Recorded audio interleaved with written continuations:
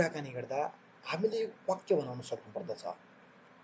नेपाली भाषा हाम्रो मातृभाषा भएका कारण हामीलाई वाक्य बनाउन अप्ठ्यारो पर्दैन। तर के तपाईँहरूलाई पनि अङ्ग्रेजीमा वाक्य बनाउन अप्ठ्यारो पर्छ अर्थात् अप्ठ्यारो लाग्दछ? यदि त्यसो हो भने यो भिडियोलाई अन्तिमसम्म हेरिदिनुहोला।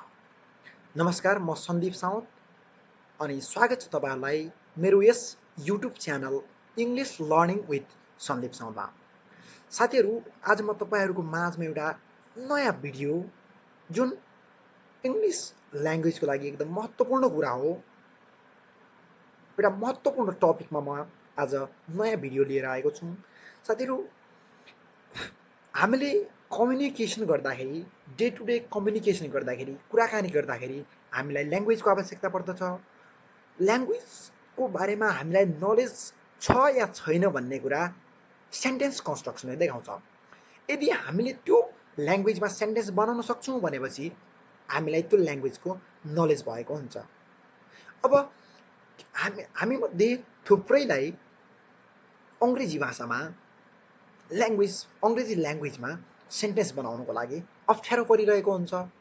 यदि त्यसो हो भनेपछि त्यो भिडियोलाई अन्तिमसम्म हेर्नुहोस्। आज म यस भिडियो मार्फत तपाईँहरूलाई डिटेल बताउने छु कसरी सेन्टेन्सहरू बनाउँदै, इङ्ग्लिसमा सेन्टेन्सहरू बनाउँदाखेरि के कुरामा ध्यान दिने भन्ने कुरा आजको यस भिडियोमा म तपाईँलाई डिटेलमा बताउन गइरहेको छु है त। So let's begin. सो पहिला त सेन्टेन्स भने के हो थाहा पाउनुहोस् है त। अब सेन्टेन्स भने चाहिँ के हो भनेपछि it is a group of words that gives the complete meaning. अब यो चाहिँ के हो भनेपछि सेन्टेन्स भनेको चाहिँ यो चाहिँ एउटा वर्डहरूको ग्रुप हो क्या, जसले चाहिँ के दिन्छ त कम्प्लिट मिनिङ दिन्छ। सेन्टेन्सले चाहिँ पूर्णतया रूपमा एउटा कम्प्लिट मिनिङ दिन्छ। It is a set of word that is complete in itself, typically containing a subject and predicate, conveying a statement, question, exclamation or command. अब यसलाई चाहिँ के हो भनेपछि यो चाहिँ वर्डहरू मिलेर बनेको हुन्छ है, वर्डहरू मिलेर बनेको हुन्छ। अब जसले चाहिँ के गर्छ भनेपछि या त कुनै सिम्पल स्टेटमेन्ट भन्छ, या त केही क्वेसन भन्छ, या त कुनै एक्सक्लामेसन भन्छ देखाउँछ, या त कुनै कमान्ड दिन्छ। कमान्ड भनेको चाहिँ अब यो के हो भन्ने कुरा म पछि बताउने छु डिटेलमा। र सिम्पलमा के बुझ्नुहोस् भनेपछि सेन्टेन्स भनेको चाहिँ शब्दहरूको के हो त ग्रुप हो, समूह हो है। Generally in sentence subject and verb is necessary. Subject र प्रिडिकेट भन्ने हुन्छ, प्रिडिकेटभित्र पनि प्रिडिकेटर भन्ने भर्ब हो।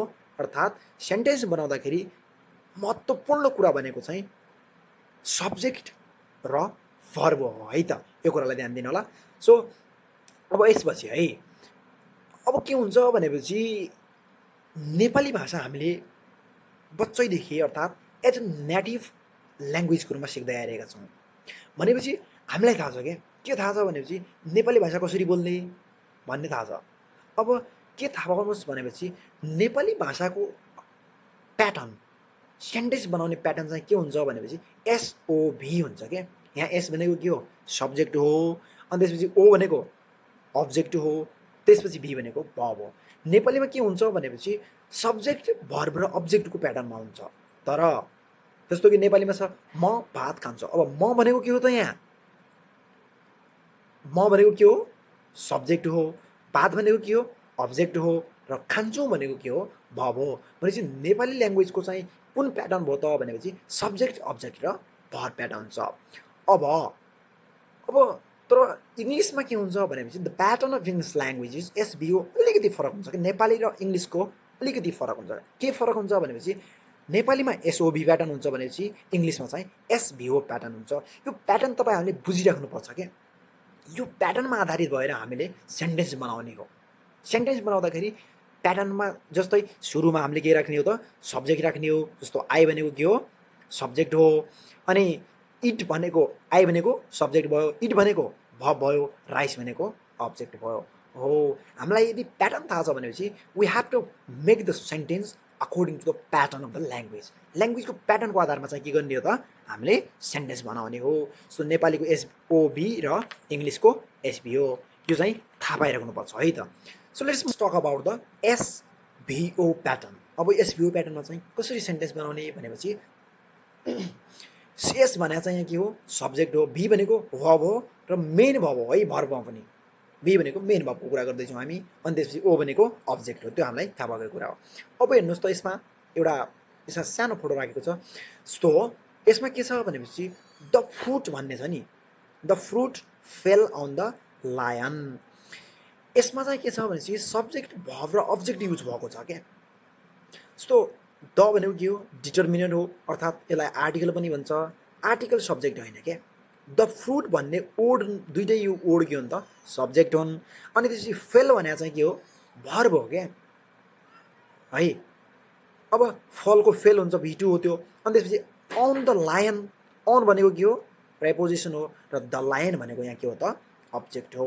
अर्को इक्जाम्पल भनेको छ आई आस्क्ड हर भनेको छ, आई भनेको सब्जेक्ट, आस्क्ड भनेको मेन भर्ब र हर भनेको अब्जेक्ट हो। अब एउटा कुरा के थाहा पाउनुहोस् भनेपछि तपाईँहरूले सब्जेक्टमा के राख्ने त हामीले, भर्बमा त भर्ब राख्ने हो, जुनसुकै फर्म पनि हुनसक्छ, V1 V2 V4 V5 जुनसुकै फर्म पनि हुनसक्छ भनेपछि हामीले सब्जेक्टको रूममा we can put either noun or pronoun. हामीले नाउन पनि राख्न सक्छौँ सब्जेक्टको रूममा, प्रनाउन पनि राख्न सक्छौँ। त्यसै गरी अब्जेक्टको रूममा पनि हामीले नाउन पनि राख्न सक्छौँ र प्रोनाउन पनि राख्न सक्छौँ, जे राखे पनि फरक भएन है त। According the context we have to use subject or object.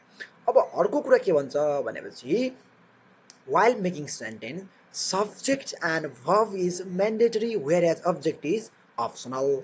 Sentence बनाउँदाखेरि हाम्रो सब्जेक्ट भन्ने जुन नाउन र प्रोनाउन सुरुमा युज हुन्छ नि, यो चाहिँ के यो भयो। अनि अर्को कुरा भर्ब हुन्छ नि जुन, that is mandatory. Mandatory means most important, हुनै पर्छ क्या, त्यो आवश्यकता हो।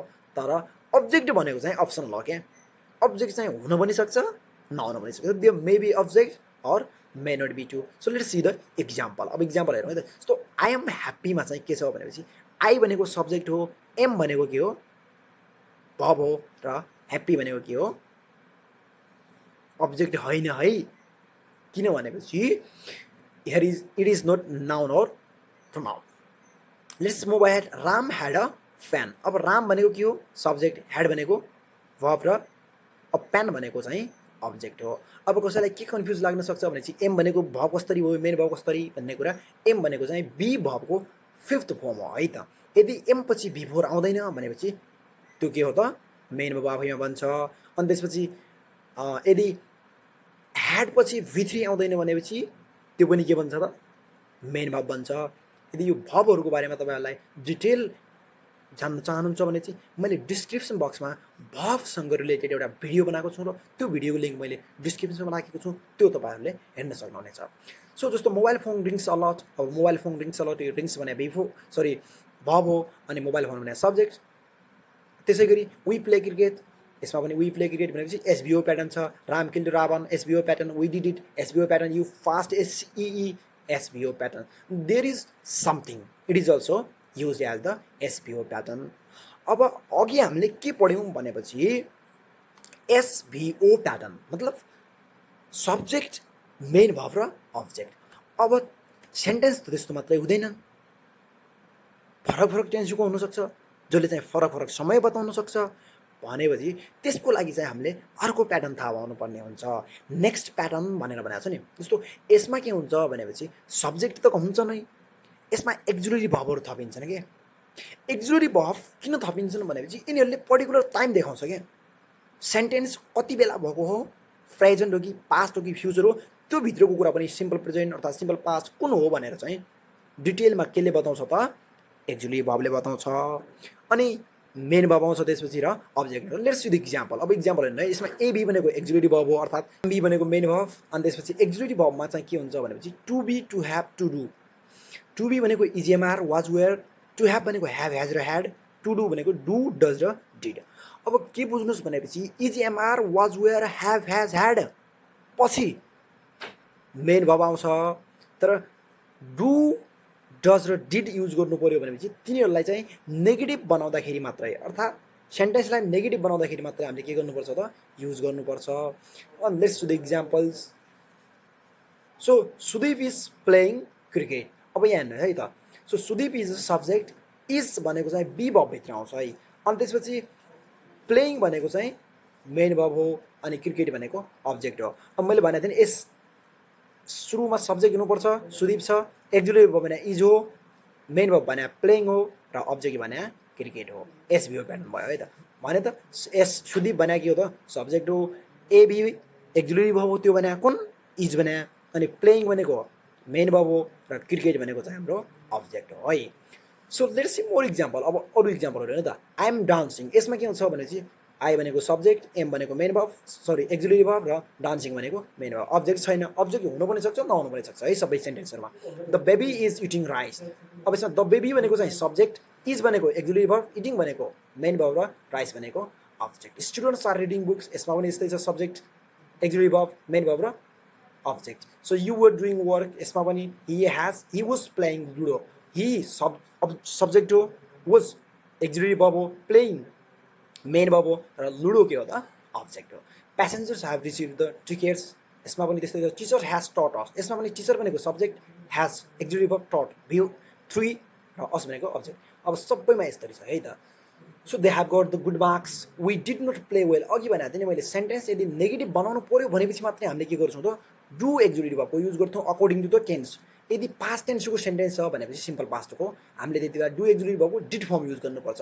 We did not play well है, जस्तो I did not like ice cream, यो प्रेजेन्ट टेन्सको म त डिड लाग्यो होला, पास्ट टेन्सको नेगेटिभ बनाउँदाखेरि मात्रै डु डज र डिड एक्जुलेटिभ भर्ब युज गर्छौँ। Sita does not go to school भनेको सीता भनेको सब्जेक्ट, डज भनेको एक्जुलेटिभ भर्ब, नट भनेको नेगेटिभ बनाएको, गो भनेको मेन भर्ब र यो टु स्कुल भने चाहिँ अब्जेक्ट त होइन है, this is not the object. So I am not doing anything, यसमा पनि एम नट भएको छ, नेगेटिभ सेन्टेन्स हो।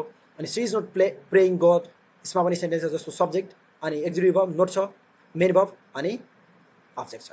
So you are not practising for game, Umesh has not paid the school fee, Himesh and Hari have not change umbrella. Haresh and sorry Himesh and Hari भनेको चाहिँ के हो त प्लुरल सब्जेक्ट हो, त्यही भएर हामीले यता के गर्यौँ ह्याभ युज गर्यौँ। अनि त्यसपछि Shyam had not given it to me, अब यसमा भने श्याम के हो सब्जेक्ट हो, ह्याड के हो मेन एक्जुलेटिभ भर्ब, नट नेगेटिभ बनाउन, गिभन भनेको मेन भर्ब, इट भनेको चाहिँ के हो त यसमा अब्जेक्ट है त। So this was all in this video. Thanks for watching the video and keep watching and keep rocking. Good luck. Thank you very much.